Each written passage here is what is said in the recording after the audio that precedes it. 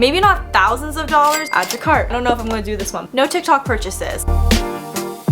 So today I'm gonna be sharing with you guys some things that I've decided I am just not buying in 2021. So I didn't think I would be coming back onto here in January with my second very light finance related video, but here we are. So I want to share with you guys a list of things I made that I've decided that I'm just not gonna buy in 2021, as I pull one of the things out that I said I wasn't gonna buy. I made this list on January 5th when I really presented this video idea to you guys, and it's currently January 14th as I'm filming this, and I'm not sure if I stuck to all of these things, but they are still things I'm trying to keep mindful of. I can't predict what the next 12 months is going to look like, so maybe I will have to dive into some of these things. Based on the financial lessons I've learned from my worst purchases of 2021, I am taking a lot of those and putting them in motion for this year. Especially now that Dylan and I have bought a house, we're definitely going to be more mindful of our money. I did fudge up on a few things, so I will share those with you. So the first thing I said I was not going to buy in 2021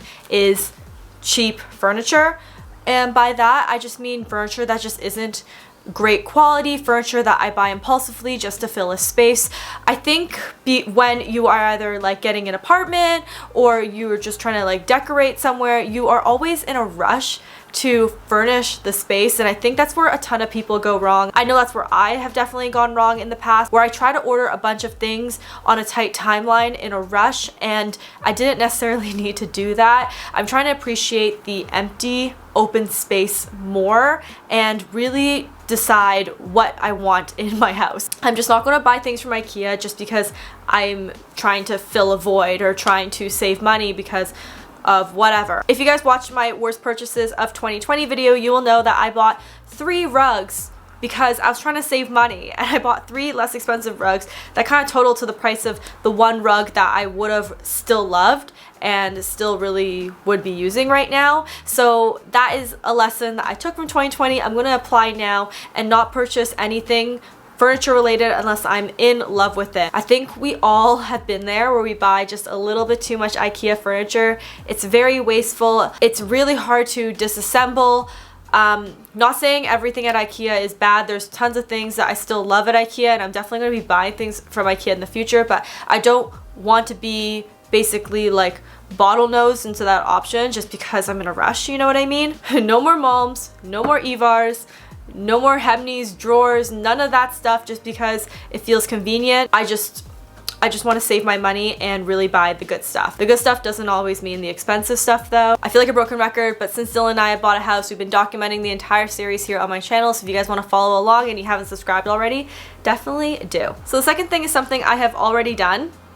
Well, actually, Dylan has already done. I don't want to buy shit I see on TikTok. Yeah, I think this goes without saying. It's so easy to look at TikTok and be like, oh my god, I need that, because people just are so good at finding things on Amazon and all these different places, and it just seems like stuff that would add to my quality of life, you know what I mean?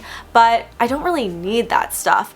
However, I looked back on this today before I filmed this video and I laughed because I realized we actually did buy something that we just saw on TikTok recently. I'm gonna put the TikTok up here. It's really, really funny.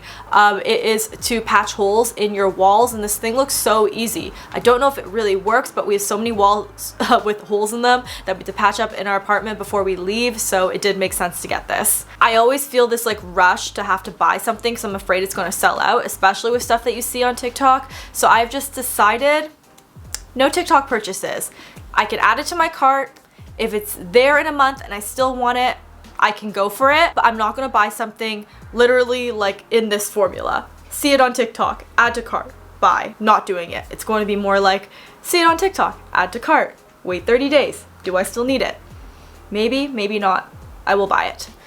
I think that makes a lot more sense financially in terms of trying to keep the clutter away as well. The third thing I have on here is haha, okay, I don't know if I'm gonna do this one. Buying things just because there's a Sephora sale or just because something is new at Glossier. I do this all the time, guys. I don't want to do it anymore because I find myself thinking I'm saving money by stocking up on things during the Sephora sale because I feel like you can't get them at any lower price at any time of the year.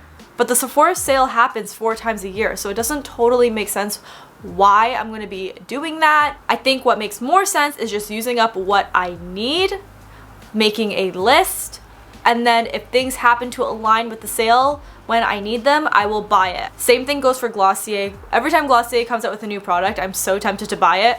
It's almost like a habit for me. Like new mascara, I buy it. Highlighter thing, I buy it. Like just everything, like the brow flick, I bought it. Like I'm just not gonna do that anymore. I'm gonna buy things because I need them.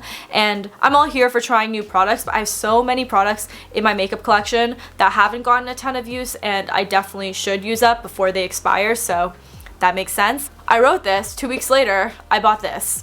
Which, guys, okay, if you need a lip balm, it's a really good lip balm. But did I need it? No. The next thing I have here is workout gear. I am doing a 1 in and 1 out policy with workout gear this year. If I'm going to be purchasing a clothing item that's workout related, I am going to be donating or giving away an item that's workout related. And this is because I just have way too much. I would love more stuff, but like I just don't need it. So especially when it comes to workout gear, because it's expensive and because you want to invest in good pieces, it makes a lot more sense just having a few on rotation, and when they wear out because you're exercising so much, you can toss them or give them away and then replace them. One way I think that'd be helpful to prevent buying tons of whatever category you may choose, mine is workout gear, is to shop your own stash. I'm just gonna show you guys a good idea of why I don't need these things. So, oh my gosh, do you see that? It's like busting out. This is exactly what I mean by shopping your own stash. You don't need to buy more stuff because you probably have so much. And if you don't, then congratulations, you probably can buy something. I just would rather put my money to other things right now. I don't need more workout gear. I have so much cute stuff, like this is so cute. This is from Blvd, size small, like little running shorts with the matching workout top. I have this oat milk color set from Set Active that I wear a lot. I have this set from Aloe. Again, really, really cute. A lot of this stuff was sent to me, which I'm very, very grateful for. So I just need to be more conscientious of what I'm getting. But like, again, so cute. We have this bubblegum pink set from Wave, which is a Revolve line. The matching leggings. Kind of serves as a reminder that I don't need to go and buy new stuff if I'm aware of what I already have in my closet. But these are my, like, some of my favorite little Nike shorts. I haven't worn these in so long. Moving on. I actually think this was a good purchase. I just purchased my first ever dumbbell set, and for a lot of the workouts that I do, it does require at least a 3-pound weight, and I think this is totally up my alley. I don't have a lot of like muscle at all, so this is all I'm gonna need for a pretty long time, but it's definitely been keeping me motivated. Of course, you don't need fancy workout gear to work out, but I have been waiting for this. I have been patient, and when the opportunity arose, I did buy it. The last item that I'm definitely not gonna be buying in 2021 is winter coats. I have so many jackets, so many coats, especially because of the industry I'm in. You guys know I do a ton of hauls, I do a ton of fashion videos, and it just makes sense that I do get sent things from time to time. This is our current like front door situation. It's not pretty, but it just kind of shows my point that I don't need more than one winter coat. I really don't need more than what I already own. I have like 3 that are just like hanging, like they don't even stay on the rack. Lately, I've just been really wearing my Aritzia Super Puff, the long one. It's been great. I don't think I need anything as warm as this right now. This is gonna be my go-to, and I'm gonna have to definitely reevaluate the other stuff in this closet when we move. Coats are meant to last you like a lifetime. I do live in Toronto, and I see the value in investing in a really good winter coat. But notice it's a really good winter coat. You don't need 5 really good winter coats. So I'm just not gonna buy them anymore. I don't need them, and they take up so much freaking space. So I'm gonna try my best not to buy more Super Puffs. I like love them and I think they're great, but I'm gonna try my best not to. I don't know, should I even be doing this video? Because everyone's gonna call me a hypocrite if I end up buying things in these categories. But this is just stuff I'm trying not to buy in 2021. And I think it makes sense. Some ways I'm going to actually be more mindful about what I'm buying in 2021 are the following 2 things. The first thing is to be checking my bank account every single day. I know that seems excessive, and I'm going to be talking about it more so when I talk about saving money in an upcoming video, but I think being mindful and just lessening the anxiety around buying things is going to actually help me buy less.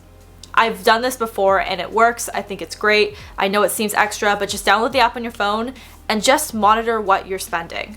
I think when I get into the most financial stress is when I have no idea where my money's going because I haven't checked my bank account in a while. The second thing I am definitely going to be doing, and I've always kind of done, is pay in cash as much as possible. And I don't mean like you don't have to get like $20 bills or whatever. I mean, you can do that, but I just mean paying out of your actual cash in your checkings account. Don't put things on credit. I have a bone to pick with credit. I've never really loved the idea of borrowing money or credit cards or any of that. I've never really lived by that philosophy. It feels a little bit more painful when you buy it, and you'll definitely be more mindful of your money. Okay guys, that is the end of today's video. Let me know if you guys like these kind of light finance videos. I'm going to be doing another video on how I'm going to be saving money this year. Hopefully with these 5 little rules in place, I will be able to save maybe not thousands of dollars, but at least a few hundred. But if you guys want more of these videos, definitely hit the thumbs up and subscribe if you haven't already, because I'd absolutely love to have you. But I'm gonna go, and I'll talk to you guys soon. Bye guys.